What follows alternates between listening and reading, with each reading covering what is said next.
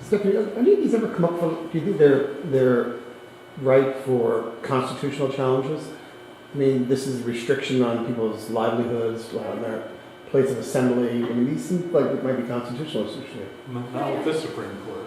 Yeah. Well, the Supreme Court is not going to be here The forever. Supreme Court has actually upheld most of these laws against sex offenders except for the death penalty.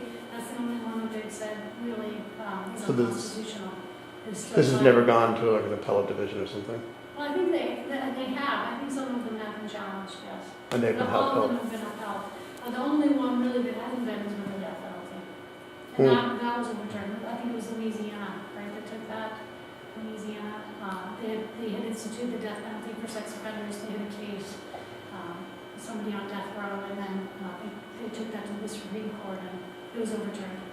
Do any states have chemical castration laws? Castration, they do. It's much less common, right? The chemical castration is much less common. It's in, I think, about 8 states. And it's chemical and or voluntary surgical castration. So in a couple of states, I think it's 2 or 3 states, they can actually, if a sex offender wants to, they can voluntarily get surgical castration, right? And I think the understanding there is there's 2 different ways that you can chemically castrate somebody. There's 2 different medicines that they use. One's the Depo-Provera, and that reduces the testosterone that somebody has.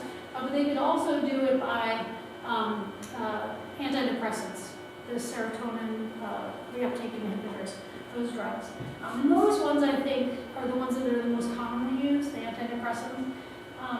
And I think that those can actually be somewhat effective because you're really treating more of the issues that are going on rather than just social, environmental factors that's really going on in people's lives that leads them to sex offend. Right? I mean, a lot of the people that are sex offenders have pretty horrific family histories. Right? I mean, I think most of them are victims of some kind of abuse in their background. Not all sex abuse. Many of them sex abuse, but not all. Yeah. So, but that's been, I think, the chemical castration. I think that's one that people actually call for. Not so much because they actually think that it's logically going to work to reduce their testosterone, but that's one that I think that when people are just angry and that they want justice and they say, or really more revenge, that we should really just It's a real castrate. violation of that basic tenet of our criminal justice system, which is after you've done your time in prison, essentially this is collective punishment for the rest of your life. Correct. And it seems to me that it's really closely related to this Megan Kank. I remember that. I was in New York when that happened. Yeah. She was in New Jersey, wasn't she? Correct. Yeah. It was horrific, yes. It was horrific. It was right across the street, yeah, we remember this. That's really, and then her parents really said that they just didn't know. Yeah. If they knew, that they would have told her not to go in there. And I think they actually got her into the house by saying that they had a young puppy or something like that. She wanted to go in and see the young puppy. Right. And so there are horrific crimes, but we have to remember, I think, that these aren't the typical cases. They're not really representative of all sex crimes. Right? And when you make policy, you can't make policy based on one case or a few celebrated cases.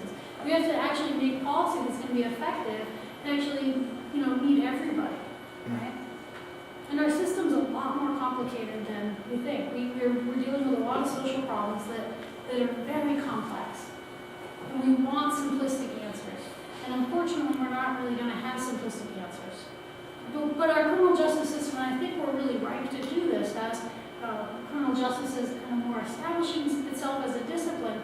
We're kind of on the cross-spectrum of becoming more powerful in being able to advocate for empirical evidence to be backing policy, crime policy. So I think in years to come we'll see that social change, but we might have to wait a little while for it to come. So, but I think lastly, I just wanted to mention that contemporary treatment options for sex offenders, I think, are quite up and coming. We're starting to learn more what's really effective for some of these sex offenders. And more recent research that's been done shows that this treatment really can be effective. Particularly the cognitive, behavioral, and relapse prevention model approach that seems to be being used in a lot of more contemporary programs. But I will note not a lot of resources, is we really need to have very specialized people to work with this population. And we need to adequately fund this. We really do. And we probably spend a lot less time on the registry. So cognitive behavioral therapy is really used to help address a wide variety of dysfunctional emotions. And it can be used in both individual and group therapy, and it's been shown to be effective in both settings.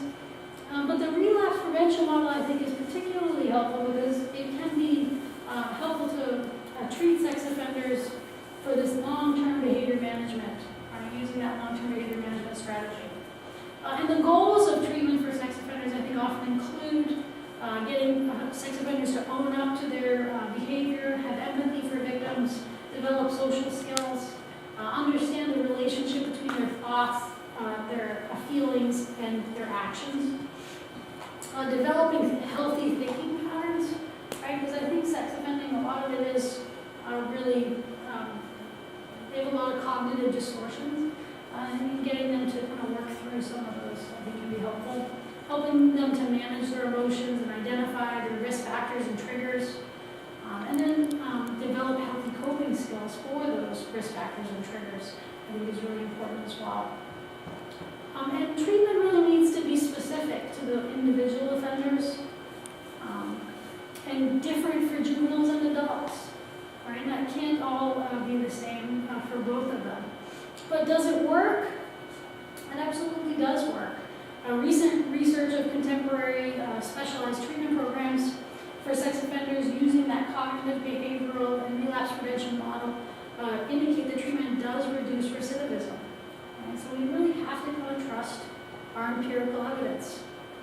But more research is really still needed to determine if different treatment is helpful for different types of sex offenders. I would say we haven't really figured that part out yet. So, questions people have, or discussion points, or other policy issues? People have been really good about asking questions all along. How about the recent use of civil commitment to extend offenders' sentences? Yeah, that's been popular in states, and I think we actually have that here in New Hampshire too. Civil commitment holds people for an undetermined period of time after they've been released from prison, and that's kind of along James's comment earlier, where after they've served their time, they'd be released from prison, and if a judge or a jury deems that they are still at risk for offending, then they could be held indeterminate until they were then deemed not at risk to society. And these usually are held, I'm not sure how New Hampshire does it. I think in 2007 we had about 4,500 people held under civil commitment laws in the United States. 4,500? 4,500. 4,500, yeah. In the United States. In the United States, not in New Hampshire. And this is not unconstitutional. It's No, amazing that that's not no, it's unconstitutional. been upheld, it really has. But part of what I think is, I think civil commitment could work for some offenders, but I think that we're going about it wrong, right? We're letting judges and juries decide risk. We're not really using actual risk assessment tools to assess risk, right? We're not really doing that. We're saying, oh, this person, they did a really horrible act, so they must still be at risk. We're basing our policy on our assumptions, right? When we know that a lot of sex offenders who are released from prison by empirical evidence don't reoffend, right? And this costs a lot of money. I mean, if we hold them in prison, which some states do, they'll just send them back to prison or keep them there. Prison ranges from between $35,000 to $48,000 a year, right? Every single year. And if you want to have them held in a mental institution, which is really what I think happens most often, that can run up to $90,000 a year per person. Right? So can we really afford that as a nation, and not only not being humane, right, or ethical in some way, or constitutional? I think there really isn't any evidence to show that that reduces sex crimes too in the long